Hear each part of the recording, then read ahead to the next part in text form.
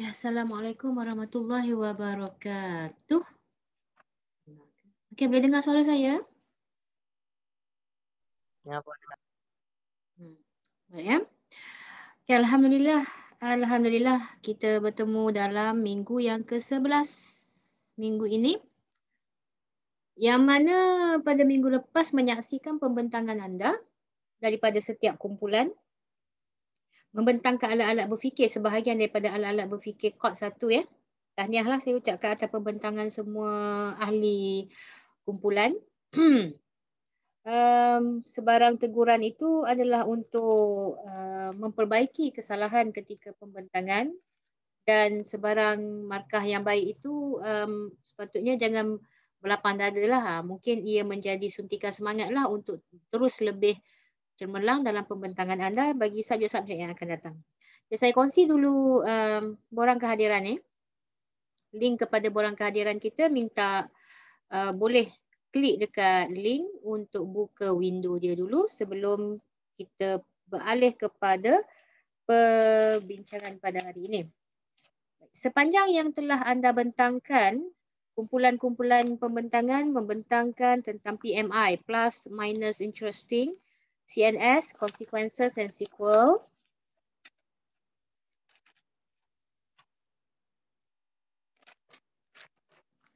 Kemudian FIP, first important priority, dan juga OPV, other people's views.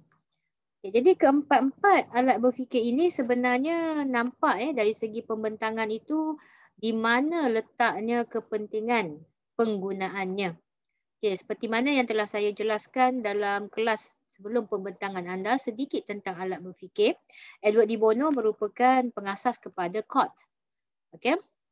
Dan juga Kod ini ada beberapa jenis Kod dan kita berfokus kepada Kod 1.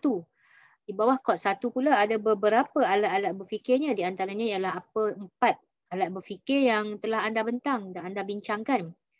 Saya pula akan membincangkan tentang beberapa lagi alat berfikir yang lain. Hari ini insyaAllah kita akan cuba bincang tentang consider all factors, CAF, dan juga AGO, aims, goals and objectives. Dua daripada Kod 1 yang bakal kita bincangkan. Dari segi perbincangan, kita akan cuba melihat situasi. Sebab untuk alat berfikir, kita tidak mahu melihat kepada teori secara langsung. Kita belajar teori pun kalau kita tidak mampu melihat situasi yang sesuai untuk menggunakan alat berfikir ni, dia jadi sia-sia. Sebab seperti mana yang telah saya ulang banyak kali dalam kelas kemahiran berfikir, saya sentiasa kata bahawa anda masuk kemahiran berfikir bukan kerana nak tahu teori. Anda nak membentuk pemikiran yang lebih baik, anda nak membentuk jati diri yang lebih baik daripada anda sebelum anda ambil kemahiran berfikir. Jadi kemahiran berfikir ni kita perlukan sesuatu yang mampu membantu kita dalam berfikir. Tak semua orang berjaya berfikir dengan cemerlang. Anda pun dah tahu banyak kali dah kita bincangkan bahawa ada berlaku kegagalan dalam proses berfikir. Menyebabkan ramai yang regret atau menyesal dengan keputusan yang telah diambil. Kenapa itu berlaku? Itu berlaku bukan kerana mereka tidak pandai dalam bab berfikir atau tak pernah berfikir. Mereka sebenarnya ialah dalam golongan mereka yang juga berfikir. Mungkin dia kecil lagi dah pandai berfikir. Cuma dari segi keputusan yang terbaik untuk jalan penyelesaian kepada satu situasi itu tidak diambil dengan betul. Kita ada contohnya, ada satu perkataan yang mengatakan dalam sesuatu keputusan kita tengok adakah ia satu kemahuan atau satu keperluan. Ayat ni biasalah, ayat klise suami saya cakap dengan saya kalau saya pergi shopping kan. Seronok orang shopping dengan dia. Kalau shopping dengan dia, saya tanya boleh beli tak apa-apa saya nak beli. Dia kata ikutlah. Tapi dia bawa keluar fatwa dia tu, boleh belilah apa saja. Cuma bezakan keperluan dan kemahuan. Dush, kena sikit lah orang kata. Terasa lah juga tu kemahuan dan keperluan. Jadi dia tak melarang, cuma dia minta saya fikir sendiri. Mana kemahuan, mana keperluan. Jadi kita orang perempuan ni, semua keperluan, tak ada kemahuan. Sedap je jawab kan. Shopping, bagai nak erat kan. Semua ni keperluan ni bukan kemahuan saya, ni keperluan. Contohnya lah. Jadi dalam kehidupan, kita diajar dengan pepatah itu tanya diri sendiri mana kemahuan dan mana adalah keperluan. Sebab kemahuan ini kita boleh opt dulu. Kita boleh untuk cakap tidak mahu. Tetapi keperluan ini kadang-kadang kita tak boleh untuk cakap tidak perlu kerana ia satu keperluan. Contoh. Keperluan pada zaman sekarang belajar daripada rumah, PDPR adalah memerlukan kepada gadget. Anda perlu kepada smartphone atau laptop. Itu keperluan. Kemahuan, beli smartphone yang ada yang boleh install Google Classroom, boleh install Zoom, boleh Google Meet dengan baik, berharga 5,600 berbanding dengan iPhone yang berharga 1,000 lebih kot, 2,000 3,000, 4,000, okey. Mana kemahuan, mana keperluan? Kalau ikut keperluan tak sampai 1,000. Kalau ikut kemahuan lebih 1,000. Itu yang dikatakan perbezaan antara keperluan dan juga kemahuan. Okey, saya boleh kata ia bergantung kepada ia mematuhi first important priority tadi tu. Yang satu kumpulan bentang kan. First important priority, which one is the priority? Which one is important? Apa yang kita kena dahulukan? Dahulukan PDPR itu. Okey, apakah yang important? Importantnya asalkan dapat install Zoom, install Google Meet, install Google Classroom. Okey, prioritinya adalah biar PDPR itu berjalan. Jadi perlu ke pakai iPhone? Itu soalannya. Perlu ke pakai iPad? Yang mahal-mahal tu. Okey? Itu soalan yang boleh memberikan kita satu penyelesaian yang bijak. Mungkin ia adalah penyelesaian yang terbaik untuk semua pihak. Tapi cuma itulah, saya memang kalau pergi shopping memang saya pun selalulah diingatkan yang mana keperluan, yang mana kemahuan. Tapi last kalau saya beli atas dasar kemahuan pun dia redakan je lah kan. Alhamdulillah. Okay. Jadi kita hari ini akan bincang alat berfikir yang seterusnya. Kalau nak saya imbas balik sedikit sebanyak first important priority tadi tu, okey, OPV, other people's view. Member awak dah bincang tentang other people's views. Betul lah bila dia mengaitkan tentang komen netizen, mengaitkan tentang apa pandangan orang lain di Facebook dan sebagainya kan. Pada zaman sekarang ni kita dapat tahu other people's views daripada Facebook, daripada Instagram. Netizen banyak memberikan views, komen. Okey, bukan sekadar yang membina, yang tak membina pun ada ya. Jadi pada zaman saya dulu, views ini kita dapat lihat dari penulisan rencana, dari segi penulisan makalah-makalah artikel dalam majalah itu kita dapat tahu other people's views. Tapi zaman sekarang keluar saja satu status, bukan friend pun dia bagi juga view dia kat kita kan. Kadang-kadang terhiris sikit sebanyak. Jadi other people's view ni ada pro and cons. Ada beberapa situasi yang boleh according to the other people's views. Ada situasi yang tak perlu tengok apa kepada other people's views. Kita cuma boleh ambil dan kita anggap itu adalah sebagai satu bentuk teguran, dorongan, sokongan. Boleh. Kerana apa? Kerana apabila situasi itu terlampau negatif, view itu terlampau negatif, ia boleh membawa kepada bentuk kemurungan. Itu saya kata kena pada situasinya OPV ni. Kalau terlampau melihat kepada other people's views, kemurungan boleh membawa kepada suicide, membunuh diri. Di Korea, artis-artis Korea, mereka hidup dengan fans bahasa Melayu peminat. Mereka hidup dengan peminat. Jadi ada haters dan likers tau. Mereka ada fans and haters. Kalaulah seorang pelakon atau penyanyi itu mempunyai fans, maka fan mereka tu betul-betul orang kata die hard fan lah. Bahasa Melayunya peminat susah mati. Keras mati, die hard fan bahasa Melayu. Dalam saya tengok dalam Ujang ke apa, dia pergi translate direct boleh lah. Peminat setia lah bahasa kitanya. Mereka mendapat sokongan daripada die hard fan. Tetapi mereka juga mempunyai bilangan haters yang tinggi. Jadi bila mereka terlampau mengikut apa kata haters kepada mereka, itulah kalau awak tengok balik dalam kalangan pelakon-pelakon Korea, ramai yang membunuh diri sebab tak tahan kata netizen. They don't take the people's views in a positive way. Jadi Boleh untuk OPV tapi ada situasinya. Okey, situasinya view people bagaimana yang awak nak tengok. Bagaimana pandangan orang-orang yang bagaimana yang anda akan tengok pandangan dia. Tengoklah dari pandangan pakar. Boleh ambil pandangan pakar. Pandangan ilmuwan boleh ambil. Pandangan ahli akademik boleh ambil. Okey, pandangan yang membina boleh ambil. Manakala pandangan yang memusnahkan jangan ambil dan channelkan dia secara positif. Yang menjadi masalah bila kita terlampau ambil yang negatif sebab sekarang ni Facebook kita tengok, katakanlah contohlah kan Aiman tulislah status dalam Facebook kan. Tiba-tiba Nisa tak puas hati dengan Aiman. Bukan tak puas hati dengan status dia, tak puas hati dengan Aiman. Bukan dia tak puas hati dengan status. Tak puas hati dengan Aiman, dia pergi hentam Aiman. Hentam Aiman, bukan hentam status, hentam Aiman. Kalau Aiman terlampau mengikut sangat apa hentaman yang diberikan, itu yang jadi kemurungan. Boleh membawa kepada situasi yang lebih teruk. Tapi sekiranya mengambil dari segi yang positif. Jadi OPV akan dianggap menjadi satu bentuk kaedah alat berfikir yang sangat efektif. Sebab itulah kita banyak forum, banyak perbincangan. Bila kita ada forum dan kita ada perbincangan, apa yang menarik ialah dari segi forum dan perbincangan itu kita mendapat jalan penyelesaian yang terbaik. Contohnya kita ada beberapa kes, kita perlukan pandangan-pandangan pakar untuk kes tersebut. Contohnya macam COVID-19 ni kan, kita dengar pandangan-pandangan pakar, apa pandangan mereka untuk PKP, untuk PKPB, bagaimana nak menyelesaikan masalah COVID di Malaysia. Jadi mereka mendengar other people's views to come out with the best solution. Itu kaedah OPV yang terbaik.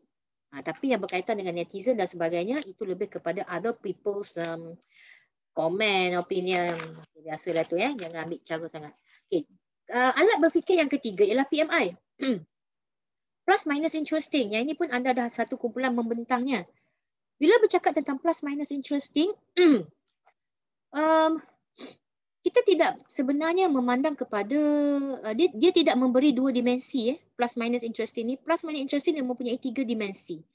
Plus perkara-perkara yang baik, minus perkara-perkara yang buruk, dan interesting apa yang menarik. Sebab kalaulah sesuatu itu buruk pun, dia pasti ada yang menarik tentangnya.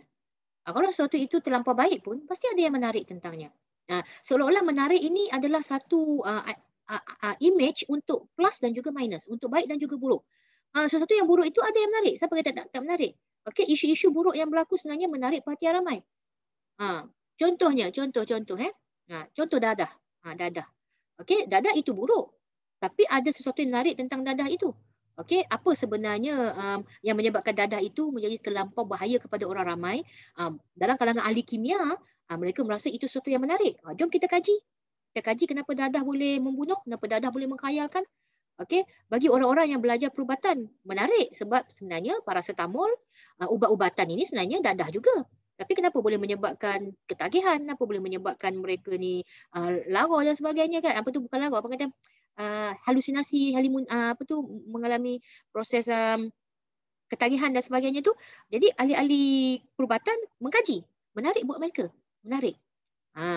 Jadi orang-orang biasa macam kita pula menarik dari segi yang lain pula. Jadi PMI ini walaupun dia minus, katakanlah minusnya lebih banyak daripada plus, mustahil dia tidak menarik. Kadang-kadang yang minus, bila banyak sangat minus itu lebih menarik daripada banyak sangat plus. Sebab kita terdorong untuk mengkaji sesuatu perkara yang bagi kita bukan dalam norma biasa. Okay, saya bagi contoh lain lah. Contohnya macam kecelaruan gender. Kecelaruan jantina. Okay. Kita dihidangkan dengan berita-berita keberanian, keberanian sajat untuk tampil dengan image dia sebagai transgender. Kan transgender sebenarnya dia tu. Orang istilahnya tu dulu dia mengaku hunsa tapi dah terbuktilah dia bukan hunsa. Okey, dia lebih kepada istilah kita ni pondan. Okey. Transgender lain. Transgender dia lelaki tu dia betul lah pondan lah transgender. Okey. Dia transgender ni dia transform gender dia daripada lelaki pada perempuan. Okey. Jadi minusnya banyak dalam isu transgender ni, tak ada yang plus pun, tak ada yang kata transgender ni menarik, baik. Tak ada yang kata okeylah kalau tak suka jadi lelaki boleh jadi perempuan. Tak ada yang kata benda tu betul. Dan juga tak ada yang kata okeylah kalau dah jadi perempuan boleh pergi Mekah pakai telekung. boleh semayang dekat soft wanita. Masuk masjid semayang kat soft wanita. Sedangkan zahir dia lelaki. Dahulu dia dilahirkan sebagai lelaki. Dia cuma mengalami transgender dalam penghujung tahun dia ataupun dah besar boleh jadi perempuan. Okey, jadi masuk soft perempuan boleh. Siapa yang cakap boleh tu? Boleh salam. Puan Tuan Siti boleh salam dengan Sajat. Tak batal lagi semayang. Tak ada yang plus dalam perkara transgender ni. Banyak minus. Tapi interesting. Interesting untuk orang mengkajinya. Interesting untuk orang memperbincangkannya. Interesting untuk orang bergosip tentangnya. Okey? Itu plus minus interesting. Jadi alat-alat berfikir ini, dia bukan saja membantu kita membuat keputusan, dia membantu kita untuk melihat isu-isu itu dari segi yang sebetulnya. Okey, kalau plus minus interesting, kita boleh nampak bahawa isu transgender ini mungkin ada plusnya. Apa plusnya? Apa kebaikan transgender? Anda kena tengok dari segi statement pihak transgender lah, kalau nak tengok plus dia.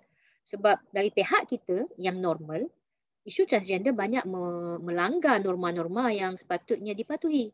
Dari segi norma agama, norma moral, okey.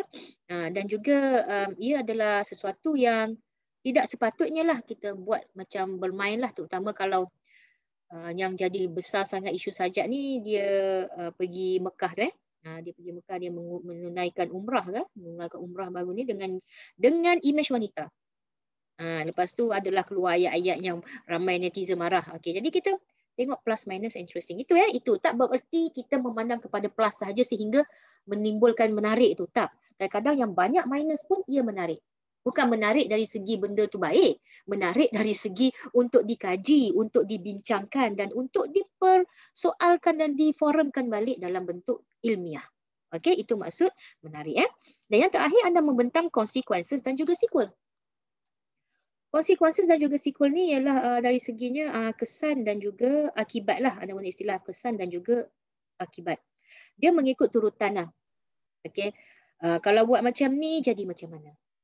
Okay, consequences. Kita memandang kepada akibat. Kita tidak memandang faktor, kita memandang akibat. Kalau makan Panadol, ketika sakit, kita sihat. Tapi kalau telan Panadol satu papan, ketika kita sihat, InsyaAllah tak bangun. Bahaya tu, bahaya. Tu konsekuensi tu. Saya pernah berhadapan dengan peristiwa ini. Saya boleh kongsi dengan awak sebab anda pelajar kemahiran berfikir saya. Kalau pelajar-pelajar kaunseling lah, mungkin awak boleh melihat nanti buat tesis. Cubalah buat tesis. Kemurungan dalam kalangan remaja yang berada di IPT.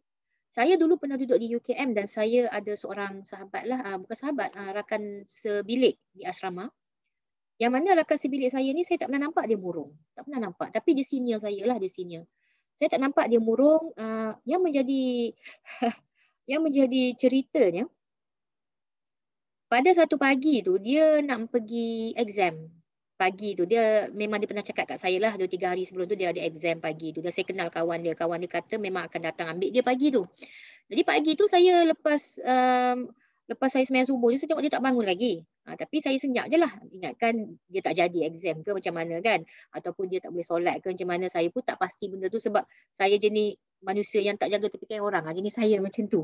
Jadi saya pun tak terfikirlah nak gerakkan dia ke apa pagi tu. Lepas saya solat pagi tu, saya pun bersiap-siap lah dekat katil saya dan sebagainya. Hampir pukul 7 pagi tu, datang member dia ketuk pintu. Ketuk pintu tu saya pun buka pintu. Dia kata, nak pergi exam ni. Saya kata, ada exam ke? Tak bangun lagi tu. Saya kata macam tu. Lepas tu member dia pergi dekat member ni. Gerak, tanpa tak bangun. Tak bangun. Saya terkejut. Dia pun kata, kenapa tak bangun ni? Kata dia tu. Saya pun tak tahu. Sebab malam tadi dia jenis keluar malam. Jadi saya tak tahu dia pergi mana. Saya memang lepas isyak tu belajar tengah malam, tengok lepas tu makan sikit sebanyak, lepas tu buat kerja sikit-sikit, tidur. Jadi saya macam tu. Saya pun tak tahu bila dia balik. Sebab masing-masing ada kunci kan. Bila itu yang terjadi, kawan dia pun tak boleh nak bangunkan dia, saya pun tak boleh nak bangunkan dia. Kemudian saya terfikirlah movie yang saya pernah tengok. Kadang-kadang bila orang tak bangun ni seluk bawah bantal. Seluk bawah bantal ni mungkin ada apa-apa nota yang dia tinggalkan bawah bantal ke, tepi bantal ke. Saya pun try seluk bawah bantal. Ada benda bawah bantal.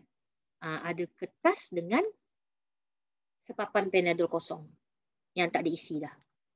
Dia bagi surat kat situ pula dah. Saya pun baca lah. Baca dengan member dia dengan keadaan dia tak sedar lagi tu. Baca-baca baru tahulah dia mengambil keputusan untuk suicide lah. Bunuh diri.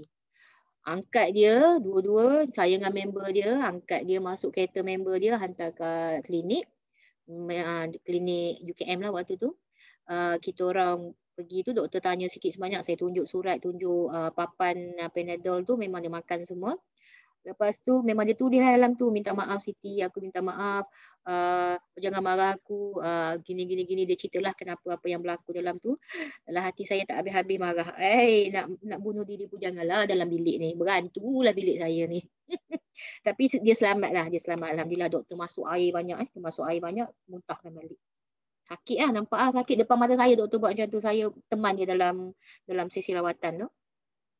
Jadi itu yang mengatakan bahawa untuk consequences ni, akibat ni, kita kena pandang jauh akibat ni.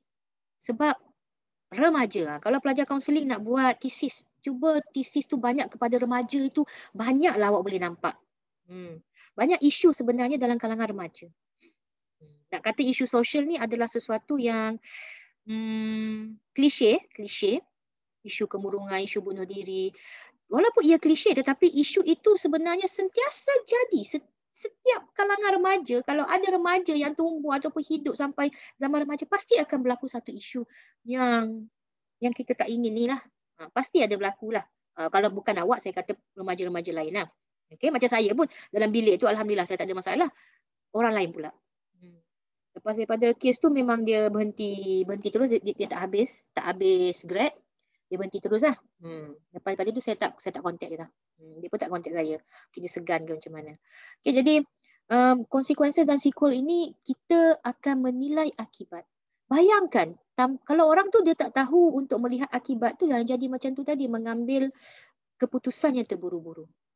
Bagi dia itu yang terbaik. Tetapi kita lihat kepada agama.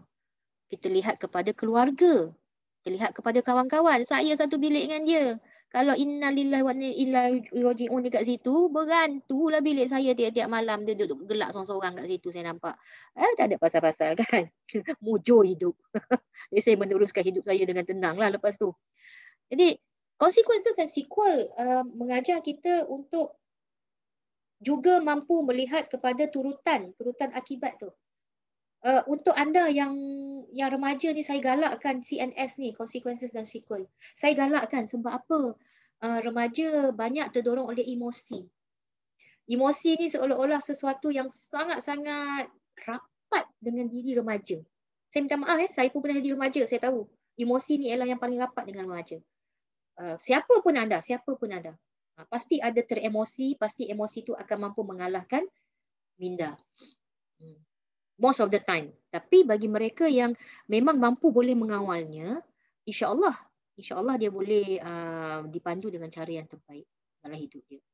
Okey, tapi kalau nak betul-betul buat tesis terhadap kecelaruan dan juga akibat-akibat yang menyebabkan berlakunya banyak keputusan yang salah dalam hidup, anda boleh kaji dalam kalangan remaja. Okey, sebab waktu tu mereka dah jauh daripada ibu bapa ya. Waktu kecil mak ayah dekat lagi. Tapi bila dah remaja, mak ayah pun bukan tak cara tapi percaya kepada remaja, memberikan mereka peluang untuk membuat keputusan sendiri. Itu yang jadi macam-macam masalah. Okey? Remaja yang terbaik adalah mereka yang boleh memandang consequences dan juga sequel itu dengan baik dan juga menilai, menimbang tara dan juga menseimbangkan keputusan itu dengan penyelesaian yang terbaik. Okey, itu 4 pembentangan anda. Sangat bagus. Dan hari ini kita masuk kepada tajuk yang seterusnya. Okay, mana dia? Okey, ada sini. Okey.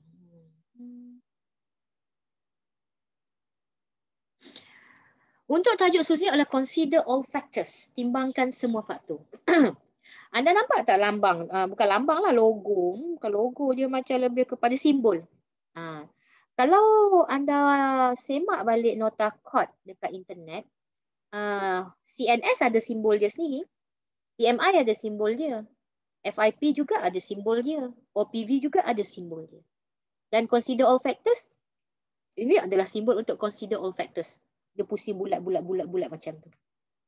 Okey, cuba cari balik, mesti akan jumpa simbol-simbol untuk alat-alat chord ni. Okey, consider all factors ni apa? Consider all factors ini adalah meninjau semua sudut situasi dengan lengkap dan menyeluruh agar tidak terlupa atau terlepas pandang akan faktor-faktor yang penting. Kalau consequences dan sequel tadi memandang kepada akibat, consider all factors lebih memandang kepada faktor. Faktor. Kenapa? Kerana kalau kita pandang kadang-kadang tu ada di antara situasi yang kita pandang kepada faktor-faktornya.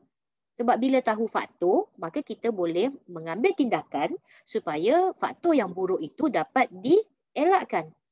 Faktor yang baik itu dapat diperkuatkan atau ditambah baik. Sebab tu CAF ini sesuai untuk banyak situasi dan isu.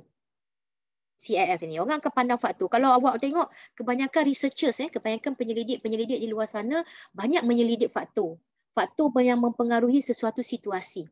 Okey, apa faktor yang mempengaruhi kes bunuh diri dalam kalangan remaja? Apa faktor yang mempengaruhi kes penolakan vaksin dalam kalangan masyarakat di Malaysia?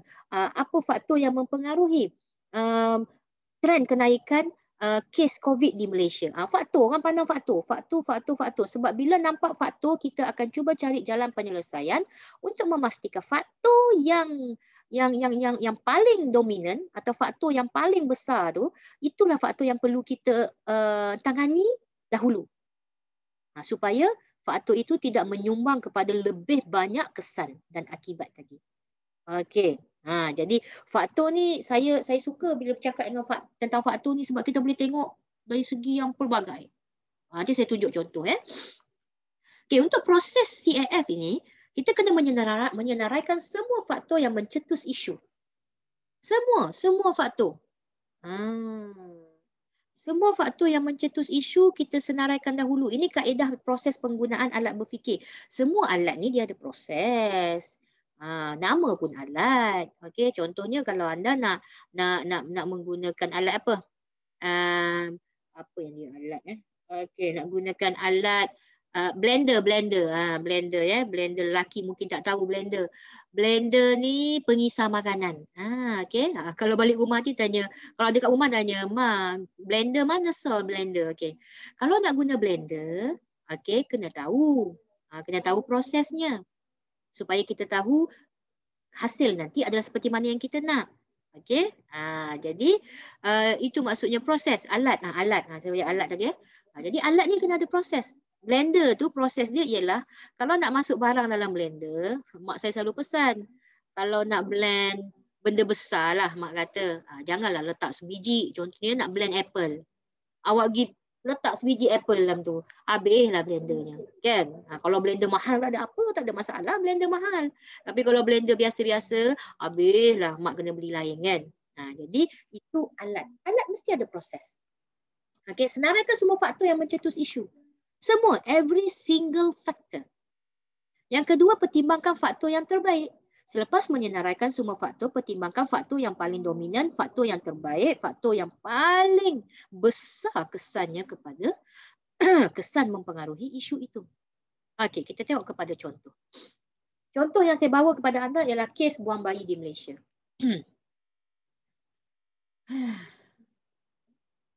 Kes buang bayi di Malaysia. Bukan baru berlaku. Telah berlaku sejak lama dulu. Kes buang bayi di Malaysia. Dan tidak ada noktahnya lagi. Masih belum ada noktahnya. Saban hari kita melihat, pasti akan jumpa kalau dalam seminggu tu mesti satu atau dua ada kes buang bayi yang dilaporkan. Yang tak dilaporkan kita tak tahu. Yang dilaporkan kes buang bayi di Malaysia. Jadi, kebanyakan penyelidik dan juga ahli kaunseling lah, ahli psikologi, mereka cuba melihat kepada faktor. Sebab bila mereka melihat kepada faktor, mereka akan tahu bahawa, okey, faktor ini boleh menyumbang kepada kes yang lebih tinggi. Jadi kita kena mengatasi faktor yang pertama ni, contohnya. Okey? Okey. Saya bawakan beberapa contoh report lah. Okey, bayi dalam kotak minuman. Lepas tu apa ni? Mayat mayat bayi lelaki dalam pam tandas. Buang tepi jalan. Bayi dalam beg plastik. Okey. Pada tahun 2015 hingga 2018, 577 kes untuk 4 tahun. Januari hingga Mei saja. Januari hingga Mei, 5 bulan. 2019, 65 kes. Okey, banyak tu dalam masa 5 bulan, 65 kes, 65 nyawa. Jumlah tertinggi yang dicatatkan ialah di Johor, Selangor dan juga Kuala Lumpur pada tahun itu. Okey. Lokasi 2010 hingga 2018 banyak di kawasan perumahan. Maksudnya pembuangan bayi tu dijumpai di kawasan perumahan, di tandas dan di tempat pembuangan sampah. Okey, hanya 30% daripada bayi yang dijumpai masih hidup. 30% daripada bayi jumpai masih hidup. Mana tak hidup? Buang dalam tandas. Macam mana baby tu nak hidup? Buang kepala dia masuk dalam lubang tandas. Tinggal dalam paip pam. Tinggal dalam bahagian pam. Pam lubang tandas tu. Mana nak hidup? Okey, buang dekat tempat pembuangan sampah. Ada anjing yang gonggong, ada semut. Ya? Okey. Kawasan tertinggi kes pembuangan bayi 2010 hingga Mei 2019. Okey, tambahan tadi sampai 2018 ni sampai 2019. Kawasan perumahan 292 kes. Tandas 115 kes. Tempat pembuangan sampah 95 kes. Tahun Mei 2019 ni dah campur lah. Dah tambah yang baru. Masjid dan surau 69 kes. Loji, longkang, kumbahan 68 kes. Astaghfirullahalazim. Di masjid dan di surau pun orang buang bayi dekat situ. Apa dah jadi sebenarnya? Okey. Mungkin ini adalah akibat. Okey, kita dapat tengok kesannya ni. Bayi-bayi yang ditinggalkan macam ni. Comel lagi Okey, comel sangat bila tengok baby-baby ni. Tapi apa sebenarnya faktor yang menyebabkan kes buang bayi di Malaysia ni bagaikan membuang puntung rokok merata-rata? Okey. Kes buang puntung rokok merata-rata tu pun dah salah. Apatah lagi kes buang bayi. Kan, buang sampah merata-rata pun dah salah, kena compound. Apatah lagi buang bayi. Jadi selaku kemahiran berfikir ni, saya memberikan awak situasi. Okey, saya memberikan awak situasi sebab takkanlah saya seorang yang nak sembang kan. Jadi saya nak anda memberikan faktor-faktor kes buang bayi di Malaysia ni. Apa faktor-faktornya? Ni semua kesan ni. Ni semua apa akibat kepada faktor-faktor yang berlaku. Jadi kita nak tanya diri kita apa sebenarnya faktor-faktor yang berlaku. Okey? Jadi saya nak buka balik Zoom ni. Saya nak semua pelajar yang hadir hari ni, berapa orang? 15 orang ni. Tolong tulis dekat chat ni, berikan faktor. Satu saja faktor. Setiap seorang satu faktor kes pembuangan bayi di Malaysia. Okey, cuba tulis seorang satu. Saya bagi masa 5 minit 5 minit untuk kita tunggu semua 15 orang memberikan satu faktor. Okey, tulis. Nak hadir hari ni tulis. Faktor Arif hantaran mahal. Okey, itu jawapannya, tidak mampu menanggung keperluan bayi tersebut, Nur Anisa Rusdan. Okey. Lagi?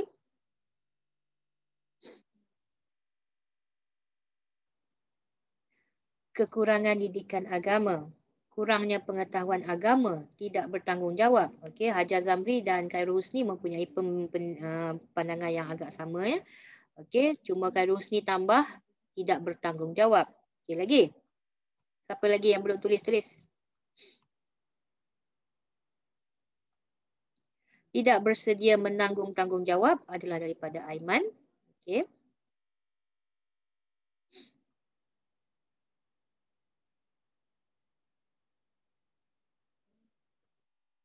Okay, tunggu yang lain jawab.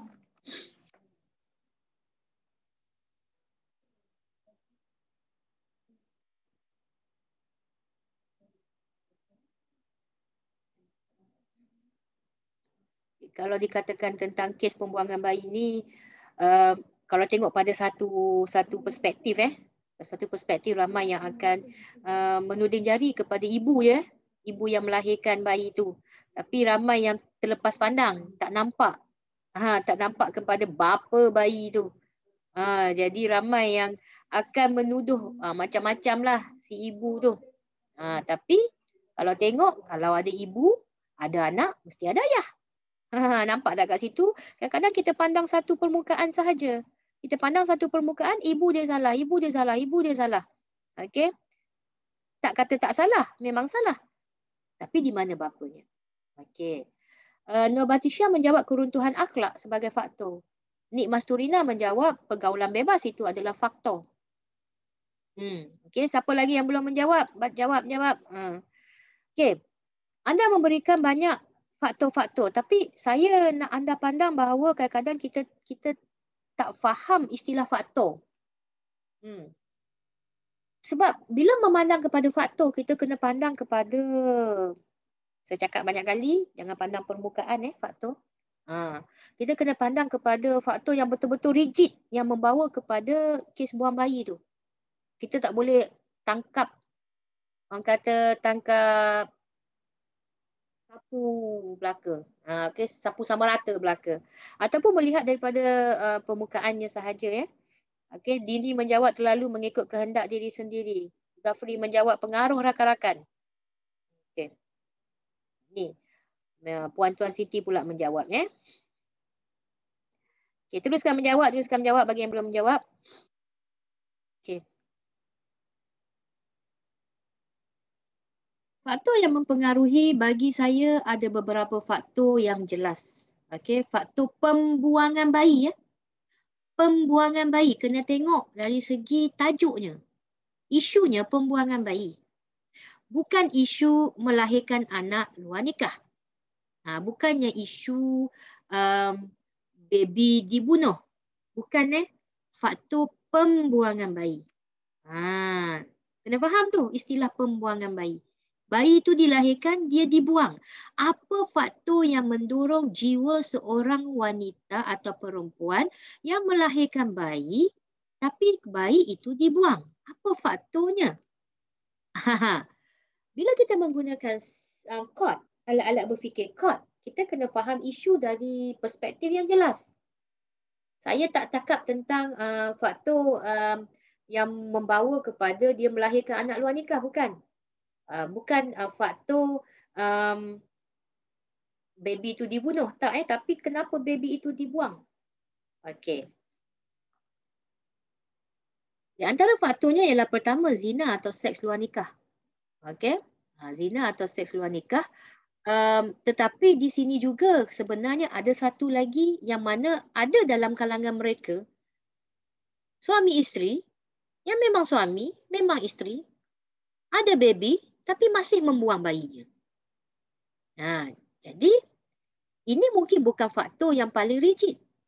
Faktor ini mungkin adalah kepada mengapa faktor bayi luar nikah dilahirkan.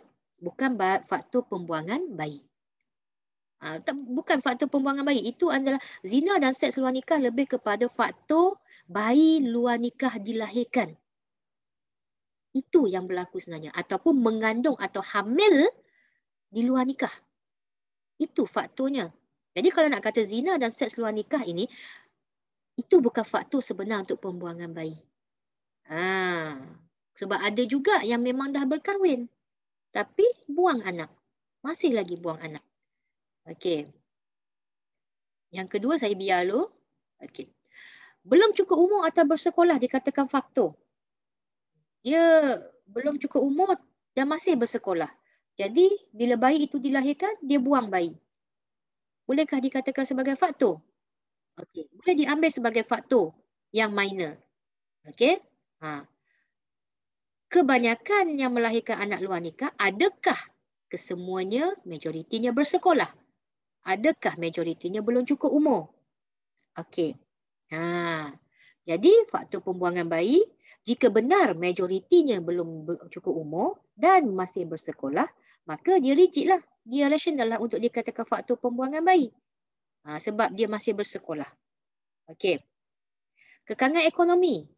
Dia macam berkait. Bila bersekolah atau belum cukup umur, tak ada duit. Tak ada duit, mungkin dia tak ada duit nak jaga. Macam tadi ada yang kata tidak boleh menanggung tanggungjawab kan. Kekangan ekonomi. Ataupun dia ibu tunggal.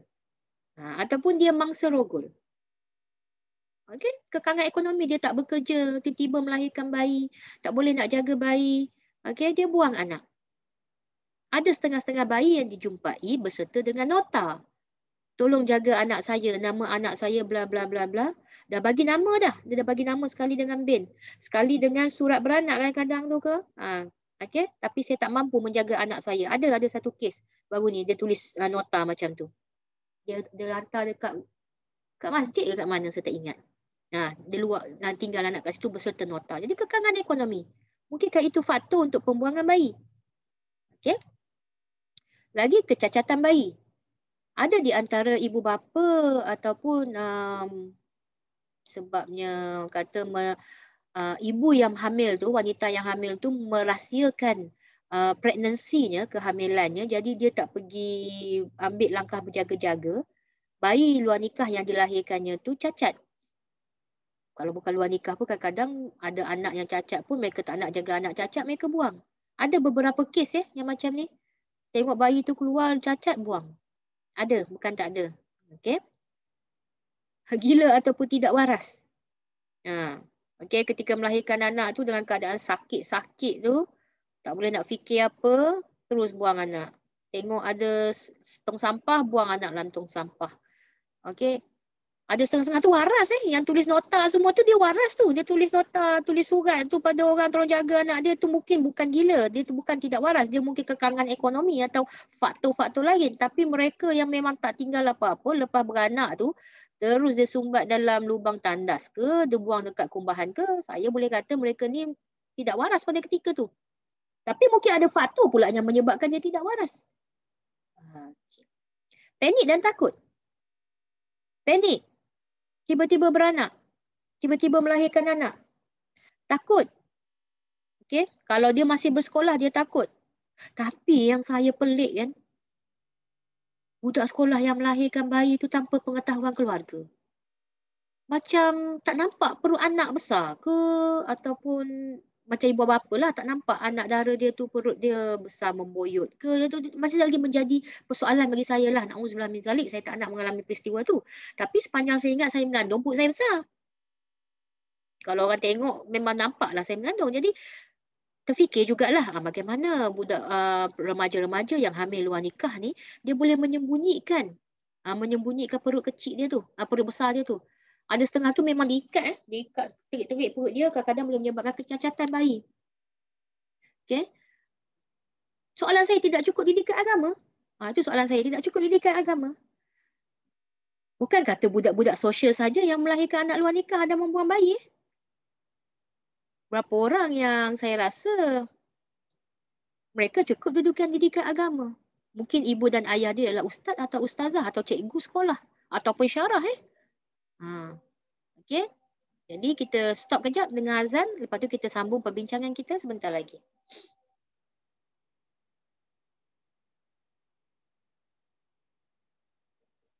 Saya tak resume recording saya. Baik, itu adalah sikit sebanyak tentang consider all factors. Tidak mahu bayi yang diorang tak expect boleh lahir. Pengaruh rakan-rakan, masalah kewangan, kehamilan yang tak dirancang. Okay? Jadi itu adalah apa yang saya boleh bincangkan di sini sikit sebanyak. Tapi yang menggunakannya nanti dalam situasi yang bakal diberikan adalah anda semua. InsyaAllah keluar dalam soalan final exam ke, soalan kuis ke. Dan saya nak nampak anda dah belajar satu semester subjek ini. Jadi saya nak nampak perbezaannya. Tak ada lagi yang akan menggunakan istilah yang tidak sesuai untuk menjawab soalan yang berkaitan dengan kemahiran berfikir. Okay? Tidak mahu bayi yang diorang tak expect boleh lahir. Okay?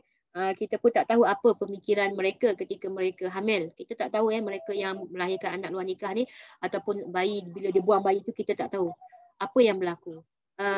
Trend terbaru sekarang bukan buang bayi dalam kotak, buang bayi daripada tingkat tinggi. Kan? Daripada Pansapuri lempar anak daripada tingkat 7 lah, tingkat 8 lempar bayi dan sebagainya. Allahuakbar, na'udzubillah min zalik. Tapi itu dah jadi macam banyak pula kesnya sekarang sejak PKP ni. Okey, sebab tak boleh keluar rumah, nak buang anak, dia buang anak daripada tingkap. Okey, tak tahulah apa yang berlaku perkara itu, dan baru-baru ni pun ada kes bunuh anak dan sebagainya. Itu kes lain. Bukan buang bayi, tapi itu kes bunuh. Kes bunuh. Baik, saya buka untuk barang soalan 30 saat. Ataupun ada pandangan berbeza yang boleh kita kongsi?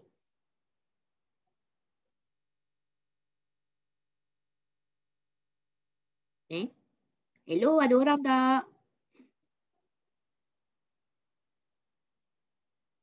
Kau dah pergi solat belaka dah? Ada puan, cuma soalan tak ada. Okey. Jadi saya harapkan sedikit sebanyak perbincangan hari ini adalah untuk kebaikan kita bersama, untuk difikirkan bersama-sama. Jadi tolong pandang dari persepsi yang lebih luas ya, dan juga tengok cara bagaimana saya berbincang supaya anda boleh gunakan cara yang sama untuk menjawab soalan-soalan exam yang bakal ditanya nanti, insya-Allah. Okey, sesungguhnya baik daripada Allah SWT, ilham tu daripada Allah SWT, dan saya berkongsi dengan harapan saya mampu memberikan sedikit impak lah kepada anda ya. Okey, kalau kena caranya alhamdulillah, kalau tak kena caranya saya minta maaf banyak. Itu saya akan perbaiki daripada semasa ke semasa. Okey, saya jumpa anda lagi pada hari Rabu, insya-Allah. Dah isi ke borang kehadiran? Saya kongsi sekali lagi. Okey, boleh klik dekat borang kehadiran secepatnya sebelum saya end the meeting. Itu saja daripada saya. Wabillahi taufiq wa hidayah. Assalamualaikum warahmatullahi wabarakatuh.